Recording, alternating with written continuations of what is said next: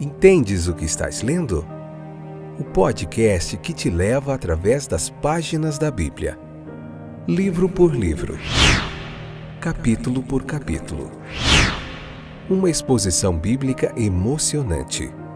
Aperte os cintos e embarque comigo nesta viagem.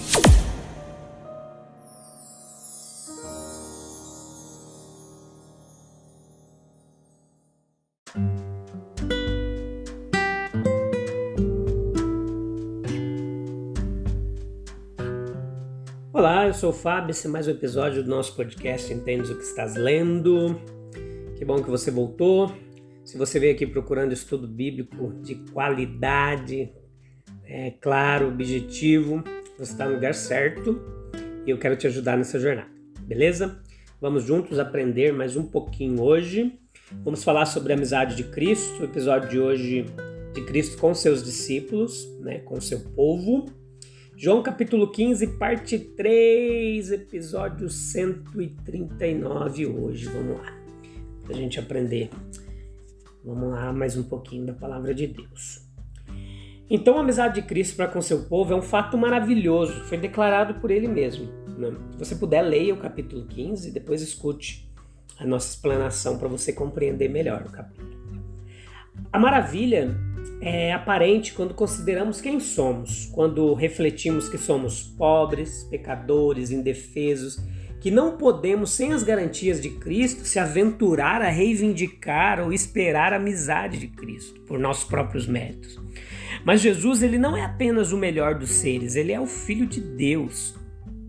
É difícil às vezes para nós entender essa mensagem que Deus é amor, Mas na pessoa de Cristo, o Senhor eterno e supremo, ele desce ao nosso nível, ele caminha pelo nosso caminho, habita na nossa terra e nos revela o amor do Pai.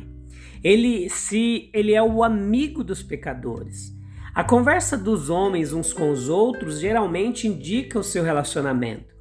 Há conversas comuns, casuais, conversas confidenciais, íntimas.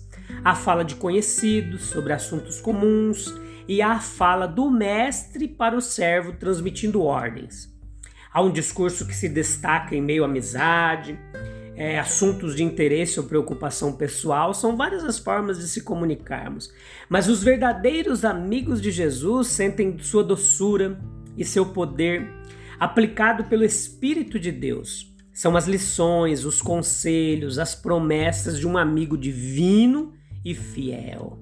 Como ele poderia provar melhor a sua amizade do que nos revelar em suas palavras os pensamentos, os propósitos do coração do Pai? Existe uma maneira mais eficaz, é essa que nosso Senhor nos fala.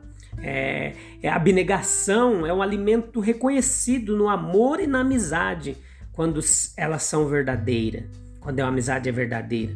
Os homens estão dispostos até mesmo a abrir mão de dinheiro, tempo, posição social em benefício de seus amigos. Mas é a maior prova de amor quando alguém está pronto para renunciar até mesmo à própria vida para garantir a vida de um amigo. E essa é a prova da amizade de que o Senhor Jesus estava decidido a oferecer. Ele disse que ninguém tem maior amor do que este, de dar a alguém a sua vida pelos seus amigos. Ele deu a vida pelas ovelhas. Jesus não apenas nos deu conhecimento através do seu ensino, de suas palavras, ele nos deu salvação por meio de sua morte. Um sacrifício voluntário para nos tornar seus amigos, para trazer a nossa natureza a um princípio espiritual, para nos ligar a Ele por meio de gratidão e devoção. Ele nos ensinou no seu ministério muitas coisas, mas na sua morte ele nos salvou. Em sua vida mediadora, ele nos abençoou. É um amigo compassivo, tocado pelo sentimento de nossas enfermidades. Um amigo tolerante, paciente, um amigo prático e prestativo, que expressa sua amizade em ações. Ele é um amigo eterno e imutável. Quem nos separará desse amor de Cristo? A amizade é uma relação entre duas partes, tem dois lados, precisa ser mútuo, recíproco e voluntário. Vemos como Cristo mostra sua amizade para conosco. E nós temos que considerar como nós provamos nossa amizade para com Cristo. O que Ele espera e exige de nós. Nós admiramos o seu caráter de várias formas. Nós admiramos seus princípios, as suas disposições e a conduta de nossos amigos terrenos. Mas visto que não há imperfeição no caráter de Cristo, não há qualificação em nosso amor por Ele. Nós somos atraídos pela simpatia de sua natureza. Há uma atração do nosso coração para Ele, que se origina dessa disposição completa. Nós temos prazer na companhia dele. Veja como foi grande o privilégio daqueles 12 escolhidos, né? Que desfrutaram da companhia do seu Senhor durante a sua vida terrena. Mas essa comunhão é um privilégio que também está liberado para nós, né? Os itens acima são manifestações comuns de amizade, mas a relação entre Jesus e o seu povo é única e evoca sentimentos totalmente especiais. Nós reverenciamos sua dignidade, sua glória, né? E à medida que nos aproximamos de uma montanha, por exemplo, nós percebemos a sua magnitude. E quanto mais nós se aproximamos de Cristo, mais majestoso e venerável Ele parece para nós. Nós somos gratos por seu amor, sacrifício. A gratidão não entra como elemento na amizade humana comum, que é mais interferida do que promovida por obrigações. Mas a nossa dívida para com o Senhor Jesus não pode ser medida, né? Nós devemos valorizar a devoção a Ele. Como Cristo é infinitamente superior nessa família espiritual, é natural que receba de nós consagração de coração, alma, corpo, espírito, vida. Esse é um paradoxo, que a nossa amizade por Cristo é mostrada em nossa obediência a Ele. Parece à primeira vista meio incongruente que a obediência seja exigida de amigos. O mestre comanda o servo, mas não comanda amigo. E nessa mesma passagem Jesus diz: eu não os chamo de servos, mas de amigos.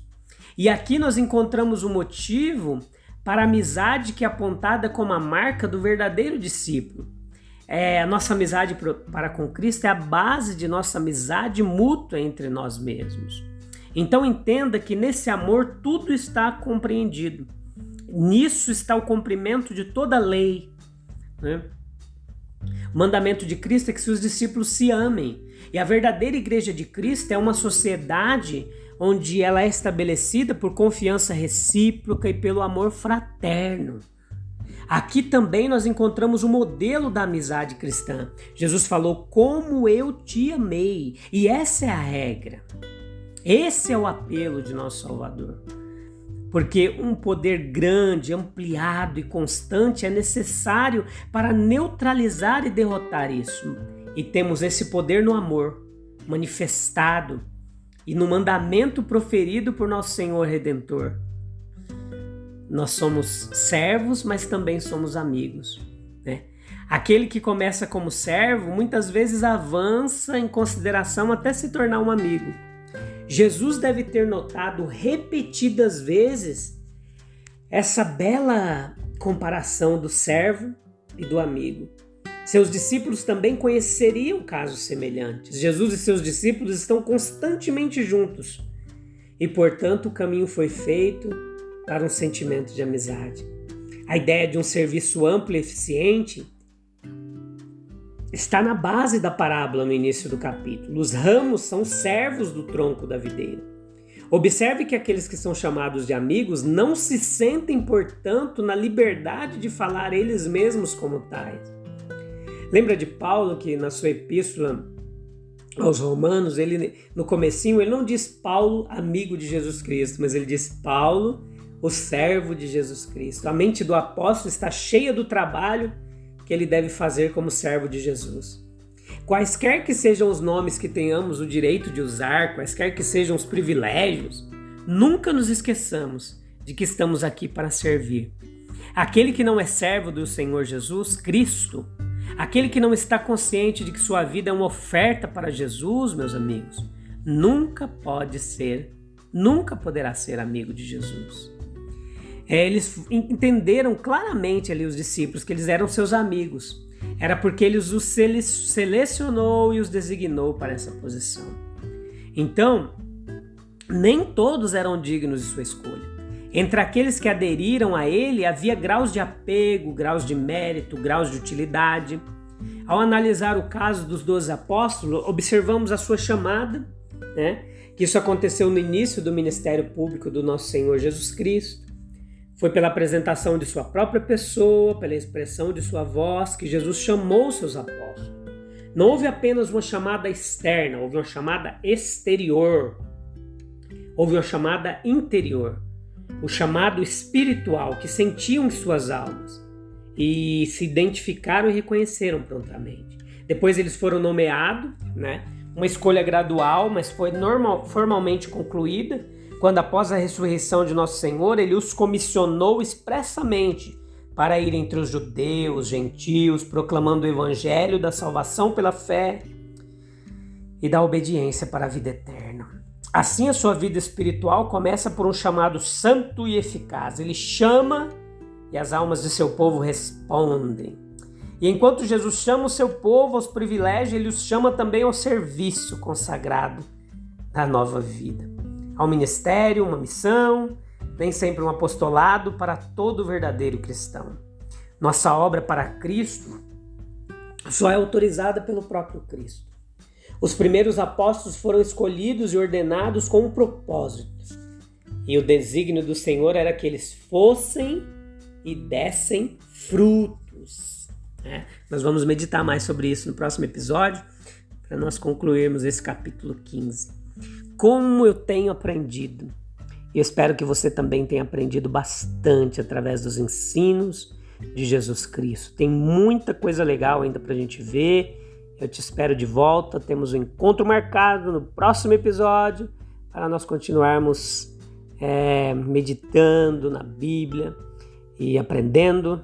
E mais importante, fazendo um esforcinho para colocar em prática todo aprendizado para que nós possamos desfrutar das promessas e das bênçãos reservadas àqueles que ouvem a palavra e praticam a palavra. Deus abençoe. Te vejo em breve. Um abraço. Tchau, tchau.